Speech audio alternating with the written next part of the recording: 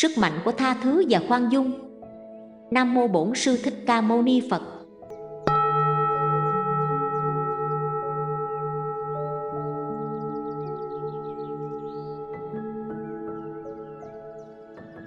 Mỗi người chúng ta đều có những lúc gặp phải sự tổn thương, bất công hoặc bị đối xử không tốt từ người khác. Chúng ta thường phản ứng bằng sự giận dữ, oán hận và cảm thấy khó khăn khi phải tha thứ. Nhưng Phật dạy rằng tha thứ không chỉ là hành động dành cho người khác, mà còn là món quà lớn nhất mà ta có thể trao tặng chính mình. Khi ta buông bỏ sự oán giận, tâm hồn ta sẽ được nhẹ nhàng hơn, lòng mình sẽ cảm nhận được sự bình an thật sự.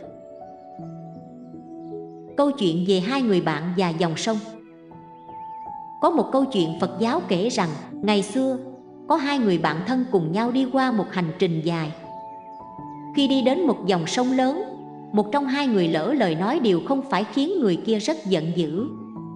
Người bạn bị tổn thương không nói gì, chỉ viết lên cát: "Hôm nay, người bạn thân của tôi đã làm tôi tổn thương."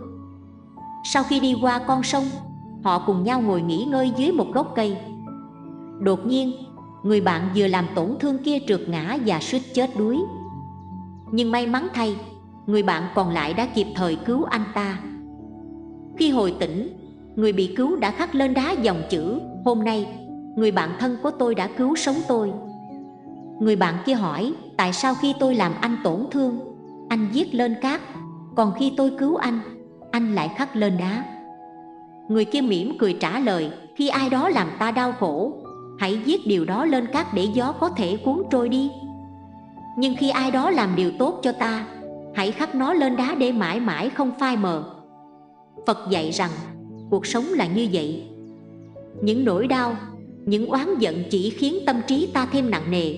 Nhưng khi ta biết tha thứ, tâm hồn sẽ trở nên thanh tịnh và nhẹ nhàng hơn. Tha thứ chính là cách ta giải phóng bản thân khỏi những gánh nặng không cần thiết. Tha thứ để giải phóng chính mình. Phật từng dạy giữ lấy oán giận giống như uống thuốc độc mà mong người khác chết. Khi ta ôm giữ sự hận thù, chính bản thân ta là người chịu đau khổ nhất. Oán giận giống như ngọn lửa thiêu đốt tâm hồn, khiến ta không thể cảm nhận được niềm vui, sự bình an trong cuộc sống. Nhưng khi ta biết buông bỏ, tha thứ cho người khác, chính ta sẽ là người được giải thoát khỏi những phiền muộn.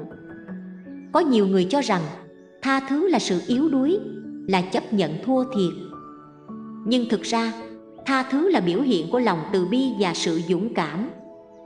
Tha thứ không phải là để người khác được lợi, mà là để bản thân ta có thể bước tiếp mà không bị ràng buộc bởi những tổn thương của quá khứ. Khi ta tha thứ, ta không chỉ giải thoát người khác, mà còn mở cánh cửa cho sự bình an đến với chính mình. Câu chuyện về nhà vua và con rắn. Ngày xưa, có một vị vua rất khôn ngoan và nhân từ. Một ngày nọ, vị vua đi dạo trong vườn cung điện và phát hiện một con rắn đang nằm dưới gốc cây. Nhà vua biết rằng con rắn này từng làm tổn thương nhiều người trong vương quốc, và nhiều người trong triều đình muốn giết nó. Nhưng thay vì giết con rắn, nhà vua lại quyết định tha thứ và để nó sống. Ông bảo với những người trong triều đình, sự sống của nó không thuộc về ta. Tha thứ cho kẻ gây ra tổn thương chính là cách mà ta thể hiện lòng từ bi, không phải là sự yếu đuối. Thời gian trôi qua, con rắn không còn làm hại ai nữa, và mọi người trong vương quốc đều ngưỡng mộ lòng nhân từ của nhà vua.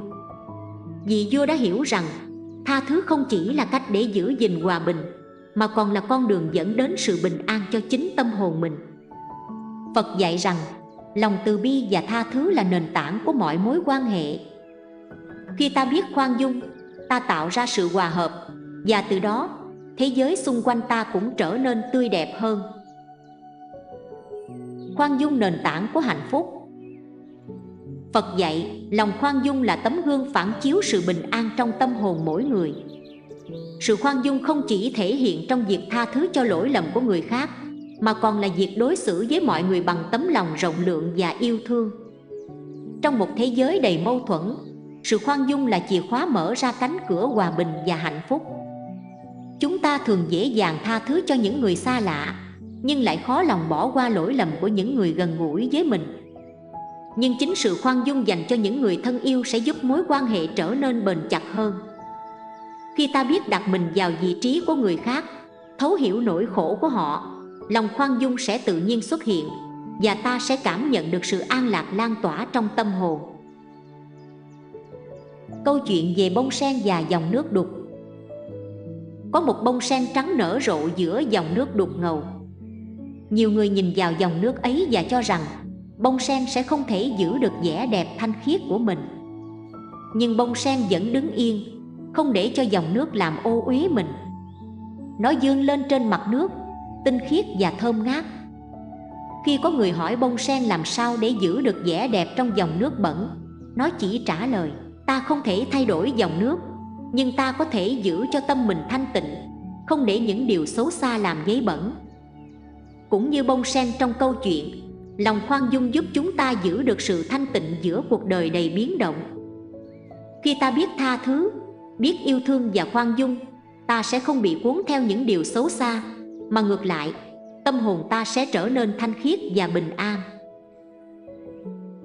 Cuối cùng, Phật dạy rằng tha thứ không thay đổi quá khứ, nhưng nó mở ra cánh cửa cho tương lai. Tha thứ là một hành động của lòng từ bi, một sức mạnh vô hình có thể chữa lành mọi vết thương trong lòng. Khi ta biết tha thứ và khoan dung, không chỉ người khác được giải thoát, mà chính chúng ta cũng tìm thấy sự bình an thật sự. Hãy để lòng từ bi dẫn dắt, hãy đối xử với mọi người bằng sự khoan dung và yêu thương. Và hãy nhớ rằng, khi ta tha thứ, ta đang trao tặng cho chính mình món quà quý giá nhất, đó là sự tự do và hạnh phúc. Nam Mô A Di Đà Phật.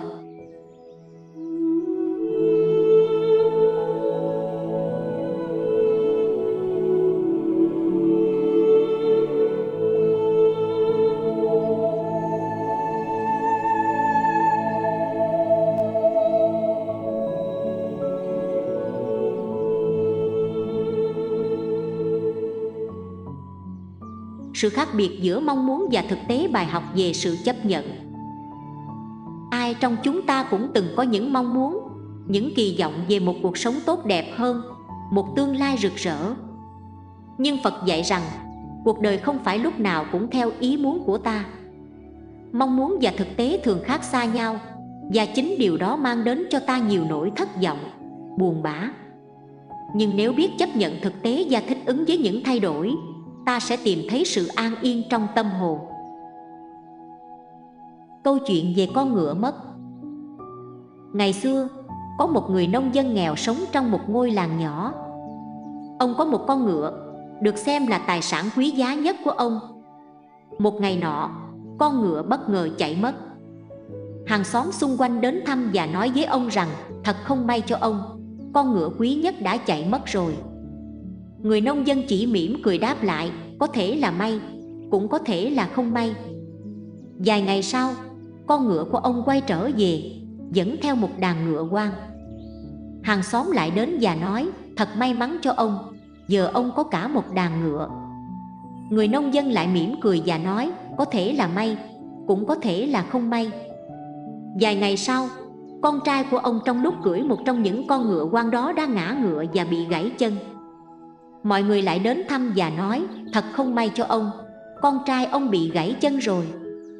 Người nông dân vẫn mỉm cười, có thể là may, cũng có thể là không may. Một tuần sau, quân đội đến làng và bắt mọi thanh niên khỏe mạnh đi lính. Nhưng vì con trai của người nông dân bị gãy chân, cậu không phải đi.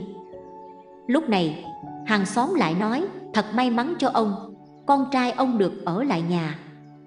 Người nông dân chỉ nhẹ nhàng đáp, có thể là may, cũng có thể là không may. Phật dạy rằng, trong cuộc sống, không phải mọi chuyện đều diễn ra theo ý muốn của chúng ta. Những gì hôm nay ta nghĩ là xấu có thể ngày mai lại là điều tốt, và ngược lại. Thực tế không phụ thuộc vào suy nghĩ hay mong muốn của chúng ta, mà điều quan trọng là cách ta đón nhận và thích nghi với nó. Mong muốn và khổ đau. Phật từng dạy, cội nguồn của khổ đau chính là lòng tham ái mong cầu và khát vọng không ngừng. Khi chúng ta đặt quá nhiều kỳ vọng vào những gì mình mong muốn, chúng ta dễ rơi vào trạng thái thất vọng và đau khổ khi thực tế không diễn ra như mong đợi. Đó chính là dòng xoáy của tham ái, càng mong muốn, càng thất vọng. Nhưng nếu ta biết chấp nhận rằng cuộc đời vốn không hoàn hảo, rằng không phải mọi thứ đều nằm trong tầm kiểm soát của ta, ta sẽ cảm thấy nhẹ nhàng hơn. Sự chấp nhận không có nghĩa là ta từ bỏ ước mơ hay ngừng cố gắng, mà là ta biết cách buông bỏ những kỳ vọng quá lớn, để từ đó sống hòa hợp với thực tại. Câu chuyện về chiếc bình nước. Có một câu chuyện kể rằng, ngày xưa, có một người gánh nước sử dụng hai chiếc bình. Một chiếc bình lành lặn, còn chiếc bình kia bị nứt. Mỗi ngày, ông gánh nước từ dòng suối về nhà, nhưng chiếc bình bị nứt luôn làm rò rỉ mất một nửa nước trên đường về. Chiếc bình bị nứt cảm thấy rất buồn và xấu hổ vì không thể hoàn thành nhiệm vụ của mình. Nó nói với người gánh nước, tôi xin lỗi vì đã không thể mang về đầy nước như chiếc bình lành lặn kia.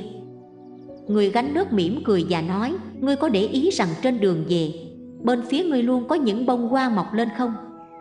Nhờ có sự rò rỉ của ngươi mà ta có thể tưới nước cho những bông hoa ấy, và chúng đã nở rộ xinh đẹp suốt con đường về nhà. Phật dạy rằng, trong cuộc sống, không có điều gì là hoàn hảo.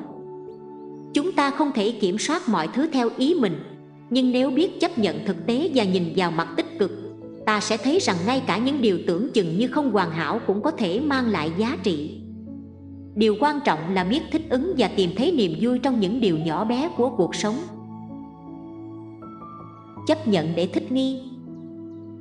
Phật dạy, mọi sự vật đều vô thường, không có gì mãi mãi tồn tại như ta mong muốn.